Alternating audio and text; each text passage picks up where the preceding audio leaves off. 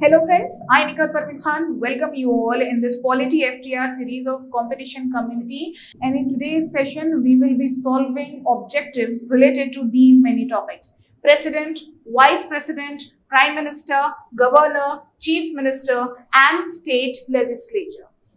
All these topics are mentioned in the schedule provided to you all. So I hope you all are prepared for today's session, because I just hope that you all have once studied these topics before attending today's session. So out of all these topics, the most important topics are President, Governor and State Legislature. Because majority of the questions which comes from these topics only, and Parliament topic. Fine with that. So in today's session also, more questions will be based on these three topics and one or two questions will be based on the remaining topics. Fine with that. So let us move on to the question number 1. Fine. So this is the question number 1. Try to read the question and answer yourself. Consider the statement related to the election of president. Few statements are given and you have to analyze these statements and you have to pick the correct statements. All these statements, as you can see over here, are related to the election of president. As I told you, that more questions will be based on those three topics which I mentioned as the most important. Fine. So this is one of the important topic. President and the election of president is one of the most complex concept of this subject. Fine. So I hope you all know how a president gets elected. The method of the election of the president is mentioned in Article 54 and 55. And I'll give you a hint.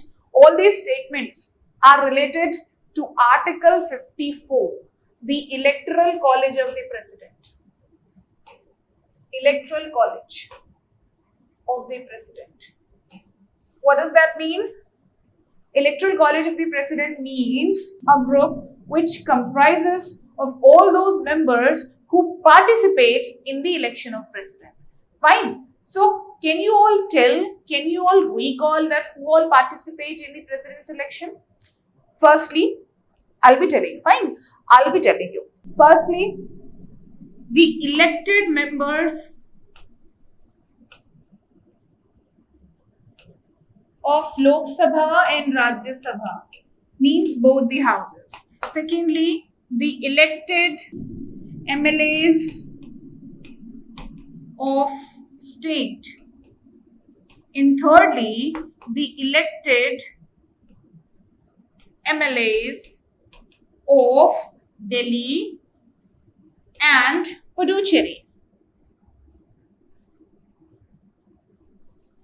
All these members form the Electoral College of President, and these members only participate in the election. And you have to analyze your answer from this statement only. Do remember that at central level, the Lok Sabha and Rajya Sabha both take part in the president's election, but at all levels, only the elected members participate and the nominated ones doesn't. Fine. All the nominated members, you know that in Rajya Sabha 12 members are nominated. You know that before the recent amendment, President used to nominate 2 people in Lok Sabha. Similarly, at state level also, there are nominations by the governor in both the houses. So, you need to remember this, that none of the nominated members of central or state level participate. Fine? Only the elected members. At central level, Lok Sabha and Rajya Sabha both participate. At state level, only the Legislative Assembly participates, and therefore I have written MLAs, members of Legislative Assemblies, and MLCs doesn't, right? I'll write down here, MLCs doesn't. What does that mean? In those states where the Legislative Council is present, you all might be knowing this, that in 7 states, Legislative Councils are present. In those states, the members of the Legislative Councils who are in short form called as MLCs do not participate in the president's election. Only the MLAs of those states will participate. Fine. So I won't be telling the reason why this, why that, not, because I have dealt this topic in detail and it requires a sufficient amount of time to be dealt in detail. So you need to watch the entire video in my mobile course, or else you can study from the book, or you can refer to the book for knowing the reason that why nominated members do not participate or why MLCs do not. Fine, I'll be only telling the facts that who does and who does not. So MLCs doesn't, nominated members doesn't, and except Delhi and Puducherry, the other union territories do not have any participation in the election of president, right? Now, you need to note it down that after the formation of Jammu Kashmir and Ladakh, 2 extra union territories were formed. The Jammu Kashmir has a legislative assembly. It is evident that Jammu Kashmir holds a right to participate because there is a legislative assembly. You all might be knowing that the Delhi and Puducherry, despite being a union territory, has a legislative assembly, and therefore the MLAs of the legislative assemblies of these 2 union territories participate. Now, other than these 2, now Jammu Kashmir, being a union territory, also has a legislative assembly. So it might be a doubt in your mind that maybe the legislative assembly of Jammu Kashmir will also participate. But till now, do remember what I'm going to tell you. Till now, no amendment has been done so far in the Article 54, which mentions the Electoral College. The Jammu Kashmir Legislative Assembly or the MLAs of the Jammu Kashmir Legislative Assembly have not yet been included in the Electoral College in the category of the union. So this inclusion will be made in near future, but till now it hasn't been done. So till now also, only these members will participate, and amongst all the union territory, only Delhi and Puducherry has the participation. Fine with that. So that is it with the Electoral College, and referring to this, you can now analyze these statements and find out the correct ones. The elected and nominated members of both the House of Parliament can participate in President's election. Is it true? No, it is not. Because nominated members do not participate. Fine? So therefore the statement is wrong. The nominated member of Rajya Sabha cannot participate in President's election. It is true because neither of Lok Sabha nor of Rajya Sabha nominated members do not participate at all, whether it be of Lok Sabha or Rajya Sabha. So this statement is correct. The nominated members cannot participate. Therefore, the statement is correct. Fine. The nominated member of Lok Sabha can participate in president election. This is again wrong because, as I said just now, neither of Lok Sabha nor of Rajya Sabha nominated members nowhere can participate. So this statement is wrong again. The elected members of Delhi and Puducherry Legislative Assembly cannot take part. It is telling cannot. So this statement is also wrong. And here you have to find out the correct statement. So as per our analysis, only the second one is getting correct. So our pick will be option C, only 2. Fine. Only the second statement is correct. Rest all are wrong. Got it? I hope you got it. Fine. Let's now move on to the question number 2. This is the question number 2. Just give it a read once. Consider the following statements related to the impeachment of president. Again, a multiple statement question has been asked, as it is oftenly asked in the PSCs. The allegation of impeachment will be started in Lok Sabha, so the statements are related to the impeachment of president. And impeachment is mentioned in Article 61.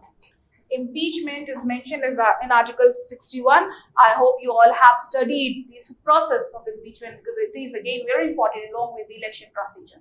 Fine with that. So let us analyze side by side that which statement is correct. You have to find out the incorrect statement over here. The question asked here is reverse to that of question number 1 because here you do not have to pick the correct one. You have to find out the incorrect one. The allegation of impeachment will be started in Lok Sabha. True or false? It is false because if you have studied Article 61 properly, you might be knowing this, that the allegation of impeachment can be brought in either of the 2 houses. It can be brought in Lok Sabha. It can also be brought in Rajya Sabha. There is no such compulsion that the bill will be brought in Lok Sabha only. Therefore, this statement number 1 is wrong. Fine. Coming to the statement number 2, the impeachment should be passed by 2/3 in Lok Sabha and by normal majority in Rajya Sabha. Again, this statement is wrong because to remove the President of India, you might be knowing this one, the impeachment is a process of removing the President from his post. Fine. So, for impeaching the President or for removing the President from his post, a very high requirement of majority is there. And what is that majority? 2/3 of total strength of the house. 2/3 of total strength of the house in both the houses. If we talk about Lok Sabha, then 2/3 of 545 seats. And if we talk about Rajya Sabha, then 2/3 of 245 seats, because the total seats in Lok Sabha are 545 and that of Rajya Sabha are 245. So you require 2/3 majority in both the houses. It is not like that in one house you require 2/3 majority and in one house you require simple or normal majority. It needs to be passed from both the houses with the same type of majority, and that is 2/3 majority of the total strength. So this is the process of majority, and in this statement it is written that it is passed in Lok Sabha by 2/3 but in Rajya Sabha by normal majority or ordinary majority. Therefore, this statement is wrong. Fine. Therefore, this statement is wrong. Coming to the third one, the elected and nominated members cannot participate in impeachment. Elected and nominated members cannot. This statement is again wrong. Why? Because elected and nominated, both types of member participate in impeachment. Here, the fact worth noting down is the nominated members were not participating in the election of president. We saw this one question back, right? The nominated members were not taking part in the election process, but they will take part in the impeachment process. So, in the impeachment of the president, both elected and nominated members of the central legislature, that is the parliament, that is the Lok Sabha and Rajya Sabha, will participate. Both the houses, elected as well as nominated. But do remember, there is no participation of the state level legislature, that is MLAs or MLCs of the state level won't participate in impeachment. But do remember that these people, MLAs at least, were participating in the election, but they won't be participating in the impeachment. The impeachment is a highly centralized process and it is not a federal process. It will include only the elected and nominated members of Lok Sabha and Rajya Sabha and not that of the state legislatures. Fine. So because this statement is telling that elected and nominated members cannot participate in impeachment, this statement is wrong. Fine. Coming to this statement number 4, the elected members of State Legislative Assembly cannot participate in impeachment. The elected members of State Legislative Assembly cannot participate in the impeachment. I just told you that the state level doesn't have any participation, so this statement is true. The elected members of State Legislature Assembly cannot participate. Therefore, the statement is true. Fine with that? Hope you got it. Only the first 3 statements are getting incorrect, whereas the fourth one is correct. So we had to pick the incorrect statement. Therefore, our answer will be C. 1, 2, 3 are incorrect, but fourth one is correct. Fine. I hope you got it. Fine. Let's now move on to the next question. Question number 3. Read this question once. Consider the following statements. Again, you have to find the correct or incorrect statement. Which of the following statements is correct? You have to identify the correct statement. The President of India can declare war according to his conscience. The President can announce the end of war as per the assent of the Parliament. The President appoints Commander-in-Chief of Defence Forces of India on his own discretion. So, you might have understood this, that this question is from the section of the military power of the President. We know that President enjoys 7 categories of power along with the discretionary power, and one of those 7 categories is a military power. So in his military power, he can declare any war, he can conclude any war, he can appoint the chiefs of army, navy and air force as well. So these are a few important powers of President under his capacity of military powers. Fine with that. But the thing is, whenever he declares any war or he concludes any war, he doesn't make the decision on his own discretion. Do remember this, because the decision of declaration or the end of war, both is done by the government of that time, and the government only tells the President to declare its end or commencement. Fine. So if he announces a war or he ends a war, he is actually only a spokesperson of the government of that time, and government is taking the decision. So that declaration is not his discretionary power. Fine. And if he appoints the heads of Army, Navy and Air Force, that is the General, Admiral and the Chief Marshal, that too is not a discretionary power of President, because those appointments are also based on the discretion of the government of that time, and they will only tell the President whom to appoint. Fine. So these are the parts. Let's now analyze which one is correct and which one is wrong. The President of India can declare war according to his conscience. Wrong. As I just said, it is not his discretionary power. So this statement one is wrong. The President can announce the end of war as per the assent of the Parliament. This is right. If during the war, Parliament passes a bill that the war which is going on should be ended now, and Parliament decides the war no more will be continued, then the President will declare its conclusion or end. So, he will end the war if the Parliament wishes. This statement holds true. Fine. Coming to the third one, the President appoints Commander-in-Chief of Defence Forces of India on his own discretion. Again, it is written here on his own discretion. Therefore, this statement is again wrong because he doesn't appoint them on his own discretion. So, according to our analysis, only the second one is correct and you had to pick the correct one. So, the answer will be D, only 2. Fine, I hope it is clear. Okay, let us now move on to the next question, question number 4.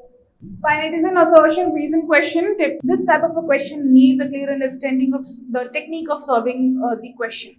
See, in this type of question, 2 statements are given.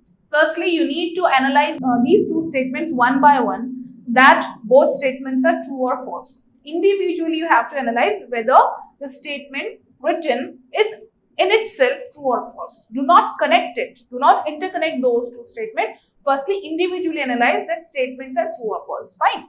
So, if both the statements holds true, then usually the third and the fourth option, that one is true and one is false, is eliminated. Fine. These 2 options will get eliminated if both the statements individually are true. So, both are true, that is for sure.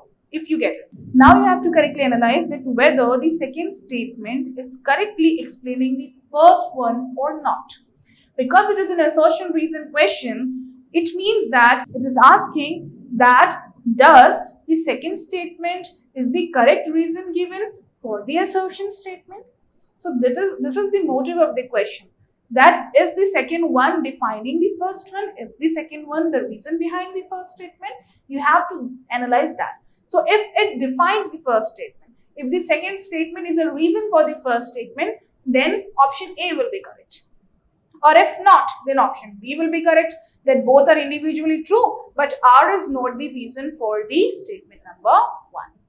Fine. So, in this type of statement, usually the options are this only, and the technique of solving is individually analyze both statements, that whether they are true or false, and then analyze whether the second one is correctly explaining the first one or not. Fine. So, let us now move on to the question. The assertion statement is, a candidate for Vice President must be qualified for election as a member of Rajya Sabha. The question has been picked from the section of Vice President. Is this statement true? A candidate for Vice President is qualified to become a member of Rajya Sabha. Yes, it is true. You might be knowing this, that a presidential candidate must possess all those qualifications required for becoming a member of Lok Sabha. And a vice presidential candidate must hold all the qualifications for becoming a member of Rajya Sabha. Fine. So, in that way, the statement first, the assertion statement is correct. Coming to the second statement, the vice president functions as the chairman of Rajya Sabha. True or false? It is true. Just because when president is occupying office, at that time, the post of vice president is of no use. Vice president, in the capacity of his office or his designation, doesn't enjoy any type of power or any type of work he has been allotted while the president is in the office. Fine. So, meanwhile, while the president is present there, vice president acts as the chairman of Rajya Sabha. So, it is very true that vice president is only chairman of Rajya Sabha. The statement of reason is also correct. So, we can eliminate the option C and D because both are correct. It is not the case that one is correct and one is false. Now, you have to tell me whether the second one is a reason for the first one. Is it a reason? Is the qualification mentioned that the vice president should be a member of Rajya Sabha is because he chairs or he is the chairperson of the Rajya Sabha? Yes, because if a person is the chairperson of a meeting, he at least should hold a qualification of sitting in that meeting. If the vice president is the president or the chairperson of Rajya Sabha and he is having a control over the meetings of the Rajya Sabha, so he should possess a qualification of at least sitting in the house. So all those qualifications mentioned for the Rajya Sabha members should be there in the vice presidential candidate as well, because he is the presiding officer. Fine. So therefore this qualification has been mentioned. So in that way, the second statement correctly explains the one, and our answer will be A. Option A. A and R both are correct, and R is the correct reason for A. I hope that is clear. Coming next to the question number 5. Read the statement. This question is taken from the section of Prime Minister. Which of the following bodies are headed by the Prime Minister? National Integration Council, National Water Resources Council, National Development Council, Interstate Council. And few codes are given. You have to identify that Prime Minister is head of which of these mentioned councils or the units. So we all know that Prime Minister is the de facto executive of India, but he doesn't enjoy that much of power constitutionally. He has not been given many powers by the constitution, nor he heads many of the constitutional bodies. All the major constitutional bodies are headed by the President of India and not by the Prime Minister. But then too, many non-constitutional bodies. What does that mean? Many bodies which are out of the purview or the ambit of the constitution, which were formed because of any statutory laws which were passed in the parliament, like Niti Aayog, like Planning Commission, like NDC, like Integration Council. All these are non-constitutional bodies. So all the non-constitutional, or I can say majority of the non-constitutional bodies are headed by the Prime Minister only. Fine, because majority of the constitutional bodies are headed by the President. But majority of the non-constitutional bodies are headed by the Prime Minister. And amongst those councils come the National Integration Council, National Water Resources Council, NDC and Interstate Council. PM is the head of these 4 councils and not of Zonal Council, because head of the Zonal Council is the Home Minister. There are 5 Zonal Councils which are headed by the Home Minister, and in the last live session I have dealt in detail everything about the Zonal Council, so I won't be re-explaining it here. Fine. So those you have not yet visited the live session, the live session was not streamed in this channel. It was streamed in the Hindi medium channel because it was possible to get live in one channel only. So all of you do visit the Competition Community's Hindi medium channel to view my live session of yesterday. Fine. So out of all these, he is the head of 1, 2, 3 and 4 and not of 5. And in this way, the correct answer is C. 1, 2, 3 and 4. Is the head of these 4 and not of Zonal Council. Fine? Okay, let us now move on to the next question. Question number 6. This question has been asked from the topic of governor, right? I have mentioned the topic of governor also, and this question is an article-based question wherein you have to identify that which of the provision and the article is correctly matched. Right? So we will analyze one by one. See, along with the articles related to the President of India's post, you also need to remember or memorize all the articles related to the governor. And it is very easy.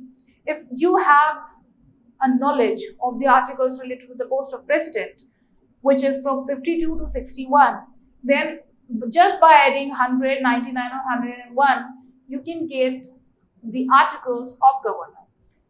Like say for example, if I say that in Article 52, there is a mention of the post of President. If you have studied the chapter of President, you might be knowing that in Article 52 it is mentioned that there will be a President of India. So Article 52 mentions the post of President. Fine? So in this article, if you just add 101, it will come 153. And 153 mentions that there will be a post called Governors of State. So 52 if mentions the President of India, 153 mentions the Governor of State. Why am I telling you to compare Governor from President? Because all those powers which is enjoyed by the President at central level, all those works which have been allotted to the President, the position which is allotted to the President at the central level, same work, same position, same responsibility is allotted to the Governor at state level. So everything which has been defined in the Constitution for the President at central level, all those things for the Governor is defined at the state level. Fine. So you need to study the entire chapter of Governor in a comparative manner, and you have to analyze the differences as well. Fine. So the first point of comparison is the articles. So it is very easy. If you know the articles of President, you can just add 101, and few articles you can add 99. You yourself can analyze that in which you have to add. In the first you'll have to add 101, then you'll have to add 100, then 99. Fine. So 4 or 5 articles you can memorize easily. Like in 53, it is mentioned about the President that President will be the head of Indian executive, and it also mentions the executive powers of the President. Fine. So if you add 101 to it, it will come 154. And this article 154 mentions the executive powers of the Governor of the state. 53 mentions the executive powers of the Governor, of the President, and 154 mentions the executive power of the governors of the state. Fine. So is it easy or not? It is. So let us in that way analyze. I hope you might be knowing the articles. Let us analyze which one is correctly mentioned, which one is not. Article 153, appointment of governor. No, it is not, because as we know that in Article 153 it is given that there will be a governor. It mentions the post of governor, not anything about the appointment. Appointment of governor is mentioned in Article 155, so this match is wrong. Article 156, tenure of the governor, this is right. Article 156 tells that governor will be appointed normally for the 5 years, but on the leisure of President. 154, limitations on executive authority of governor. No, this is also wrong. I just told you that in Article 154 it is mentioned that he will be the executive head and executive powers are mentioned, not the limitations to the executive power. Limitations to the executive powers are mentioned in Article 162 and not in 154. So this one is also wrong. And Article 155, removal of governor. No, it is wrong, because 155 mentions the appointment of governor. So you have to pick the correct match, and only article mentioned in B is correctly matched. So answer will be B. Fine. Hope you got it. Now go and memorize all the articles related to governor. Then only you will be able to solve this type of question. Hope that is clear. Now coming to the next question, question number 7. So this question is also an article based question, and you have to tell that protection of president, governor are kept under which article? Protection of president and governor are kept under which article? Is it 361 or 365, 364 or 368? Which is the answer? It is a direct question, but this type of questions are usually asked in PSCs as well. Article 361 is the correct pick on option A. You all might be knowing this, that president and governors are very important constitutional heads of center and state, and therefore they are being provided with few legal immunities. And you might have studied this article as an exception to Article 14 of the Fundamental Rights, the equality before law. If you have studied Article 14, there it is written that the law will be same for every person, whether it be a commoner or a celebrity. The government will give protection and punishment both equally to any class of the society.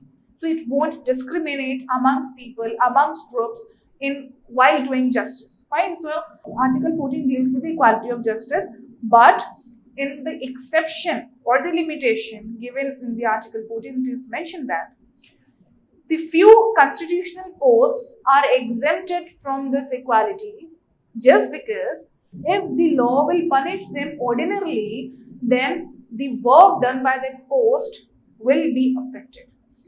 So under Article 361, the presidents and the governor are being provided the legal immunities. And what that legal immunities are? Any legal proceedings cannot be carried against the governor or the president while they are in office, while they are in their tenure, while they are working. Fine. So no civil or the criminal proceedings can be carried on for these two posts. So law will discriminate. This discrimination is not because the law wants to protect the person sitting in that post. It actually wants to protect that post because that post is important, not that person. So it is a type of legal immunities. Normal civil or criminal cases cannot be carried on for the president, the governor, and this illegal immunity is provided in Article 361 as an exemption or is an exception of fundamental rights. Fine. So Article 361 was a direct article-based question, but was important, and it was directly asked because you should have studied this in the fundamental rights. Fine. Coming to the next question, question number 8. So this question is based on a multiple statement question related to the governor of the state. Read it once and try to analyze yourself and come to the conclusion.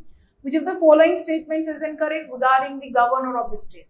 Governor does not enjoy security of tenure. Appointment of Advocate General is a discretionary power of governor. Governor cannot pardon death sentence, or governor takes the final decision of the disqualification of MLAs. So if you have studied governor's topic in a comprehensive manner, you might have reached to a conclusion by now. So what is the correct answer? Let us first analyze these statements one by one. You have to identify the incorrect statement amongst these. Governor does not enjoy any security of tenure. This is correct. Although it is mentioned that he will be appointed for 5 years, it is also mentioned that the tenure of the governor is on the pleasure of president. What does that mean? President can anytime transfer the governor from one state to other and can also anytime dismiss him. But yes, the dismissal of governor is not the discretionary power of president. President acts in accordance to the directions of the government. So the present government only decides that which governor to be dismissed and which to transfer from one place to other, although the work is done by the president and the decision is taken by the government. So the governor indeed doesn't enjoy the security of tenure. He can be dismissed in his tenure of 5 years only, in between only. Fine, so this one is correct statement, but you had to identify incorrect. So we have not yet got the answer. Appointment of Advocate General is a discretionary power of governor. Is it correct or wrong? It is wrong. It is correct that governor of the state only appoints the highest law officer of the state, and that is Advocate General. But it is not his discretionary power. He acts in accordance with the directions given by the state government. State government directs the governor whom to appoint as the Advocate General. So it is not also the discretionary power of governor. So this statement is wrong, and we have got our answer. Option number B is our answer actually. But let us analyze the other two also. Answer is option number B. Governor cannot pardon death sentence. This is absolutely correct. We know that along with the president, the governors of the state also enjoy pardoning powers. And governors enjoy all the 5 types of pardoning powers given to the president. That is pardon, commutation, remission, respite, or reprieve. Fine, all these 5 types of pardoning power are there for the governors also. But it is mentioned in the constitution that if a death sentence has to be pardoned, that can be done only by the president and not by the governor. So this statement is correct that governors cannot pardon the death sentence. Fine, so it is correct. Lastly, governors take the final decision of the disqualification of MLAs. This statement is also correct. At state level, if an MLA has to be disqualified, then the final decision is taken by the governor only, except in the case of anti-defection law, wherein the Speaker of the House takes the final decision. If you all have studied anti-defection law and the criteria of the disqualification of MLAs, you might have known this, that except the criteria of the anti-defection law, rest all criteria empowers the governor of the state to take the final decision. Fine, so this statement is also correct. So out of all this statement, only second one is incorrect. So our answer is B, as I said you earlier. I hope this is clear. Now let's move on to the next question. Question number 9. This question has been taken from the topic of Chief Minister. You have to find out the correct statement out of the 2. Let us analyze one by one. Chief Minister of State appoints the State Council of Ministers. True or false? It is false. How? Because Chief Minister of the state do decide that who will be the minister as per his wish. Chief Minister of the state only picks the council of ministers or the members of his council of minister. He only actually forms a group, but he doesn't appoint them. The decision of the members of his own council of minister will be done by chief minister only, but the appointment will be done by the governor of the state, not the chief minister. And the statement is saying he appoints, he doesn't appoint, he only decides. Therefore, the statement is wrong. If CM resigns, the entire council of ministers dissolve. This one is correct. We all know because the state council of ministers was formed as per the wish of the CM. It was a group which was there to assist the CM. So if the CM only resigns or he is removed from his post, automatically the state council of ministers is dissolved. Fine with that. So second one is correct. First is incorrect. You had to identify the correct one and it was 2. Answer is B. Only 2. Fine. So I hope that is clear. This question was based on the topic of CM. Okay, let's now move on to the next question. Question number 10. Which of the following statements related to state legislature is or are correct? So same type of a question is here. You have to analyze 2 statements and you have to know and you have to tell that out of 2 which is correct, which is incorrect. And the topic here is state legislature. Fine. So do remember this. State legislature of Rajasthan is bicameral. True or false? This is false. Why? See, although it is mentioned in the constitution that at central level, bicameralism means the legislature will be bicameral. One lower house will be there, that is Lok Sabha at present, and one upper house will be there, that is Rajya Sabha at present. Fine. So it is compulsory for the central level that it should be bicameral, but at the state level, the legislatures can be unicameral and bicameral. It is an option. Fine. It is optional. So, at present, 7 states of India have bicameral legislatures. That means they have a lower house, which is Legislative Assembly, and they also have an upper house, which is Legislative Council. Only 7 such states. And which are those states? Now, one of those states has become a union territory, and that is Jammu Kashmir. So, this was an erstwhile state. Now it is a union territory.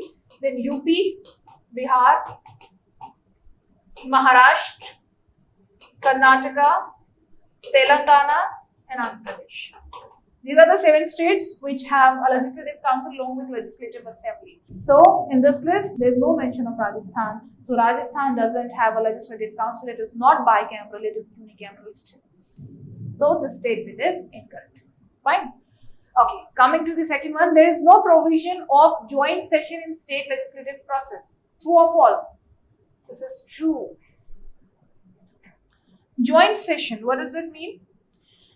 If, while passing any bill, a deadlock occurs such that one house has passed the bill but other house has not. So, to resolve that deadlock, usually the head at central level president, do not take state level. At central level, president calls a joint session of both the houses, Lok Sabha and Rajya Sabha, and again puts the bill for vote. Fine, that is joint session. So, is that concept of joint session also applicable at state level? No. Why so? Just because at state level, the position of legislative council is nominal. All those 7 states which have a legislative council in addition to the legislative assembly has legislative council just as an additional house, and it doesn't enjoy any type of special power as the Rajya Sabha enjoys at central level. What does that mean? At state level, a bill can only be initiated at legislative assembly and not at legislative council. Fine. But at central level, an ordinary bill can be initiated anywhere in Lok Sabha or Rajya Sabha. But at state level, it is compulsory that the first house has to be legislative assembly and the second house has to be legislative council. Fine. And secondly, if the second house, that is legislative council, doesn't give any assent to the bill, if, say for example, a bill has been passed by the first house, that is legislative assembly, so it will be forwarded to legislative council, and if legislative council will also pass it, then it will be forwarded to governor. That is the pure legislative process, which is also followed at state level. But if legislative assembly has passed the bill but legislative council doesn't, in that case, legislative council's decision shall be overruled. If it passes, then also it is good. If doesn't, then also it is good. It will be forwarded to the governor. So it doesn't enjoy any decision-making power over the bill. It is just a formality to put it into vote, to put the bill into vote in the legislative council, but legislative council doesn't enjoy any actual power over any type of bill. So if it gives the approval, fine and good. If it doesn't, also it is fine and good. It is not required that both the houses will again sit together and take a decision. If legislative assembly has passed, then the bill is passed and it will be forwarded to governor. Fine. So therefore, there is no such provision of joint session at state level. Therefore, the statement is correct. The first is correct, second is incorrect, but you have to identify the incorrect one, and the statement number 1 is incorrect, so answer will be option A, only one. Okay, I hope that is clear. You have to identify the incorrect, right? Okay, so that is question number 10. Now let us move on to the next question, question number 11. For what maximum time period a state legislative council can hold a bill? What is the correct answer? It is C, 4 weeks. You might be knowing that at central level, when one house passes a bill, the second house has a 6-month time period to take a decision over that bill. The second house has 6 months time period. But at state level, we all know that it is very obvious the bill will be initiated in the legislative assembly only. I told you this few moments ago. So if the legislative assembly passes the bill and it is forwarded to legislative council cannot hold it for more than 3 months in the first instant and for more than 1 month in the second instant.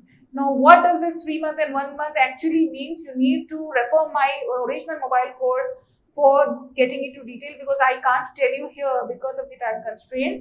On and all, it can only hold a bill for maximum 4 months, and in 4 months, if it doesn't take any decision, it will be automatically redirected to the governor's table. So it cannot hold the bill more than 4 months with it. Fine. So answer is C, 4 months. And in the first instant, 3 months, second instant, 1 month. And what does that mean? If you know, tell me in the comment section. Okay. Coming to the next question and the last question of today's session, that is question number 12. What is the maximum permissible strength of the Legislative Council of any state? How many maximum members can be there in the Legislative Council? See, at central level, it is specifically mentioned that how many members will be there in the Lok Sabha and Rajya Sabha. But at state level, there is a range for Legislative Assembly also and for Legislative Council also. Fine. So at state level, minimum members in a Legislative Council can be 40. And maximum members in a Legislative Council can be 1/3 of the total strength of Legislative Assembly. Say, for example, if a state has a Legislative Assembly which has a strength of 120. If a state has a Legislative Assembly with a strength of 120, that means 120 MLAs are there. Fine. And if in that state Legislative Council is formed, so how many members can be there? How many members can be there? Minimum, it should be 40. Fine, minimum it should be 40. And maximum, it should be 1/3 of the strength of LA. So what is 1/3 of 120? It is 40 only. So it will be fixed that the members of Legislative Council cannot be more than or less than 40 in that state.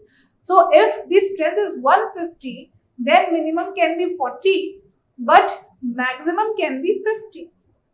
Because maximum strength should be 1/3 of the strength of Legislative Assembly. So 3 5s are 50. Fine. So in a state wherein there is a Legislative Council, the maximum members of that council is calculated according to the total number of members in the Legislative Assembly. The state has the right to decide in between. So if in a state, minimum 40 members can be there in Legislative Council and maximum 50 members can be there, it can have a Legislative Council of 42, 45, 40 or 50 members. It is their own will. Fine. So our range has been decided with the Constitution, but the exact number can be decided by the state itself. So do remember this, in Legislative Councils, minimum 40 and maximum 1/3 of LA, and in this way, option number A is correct.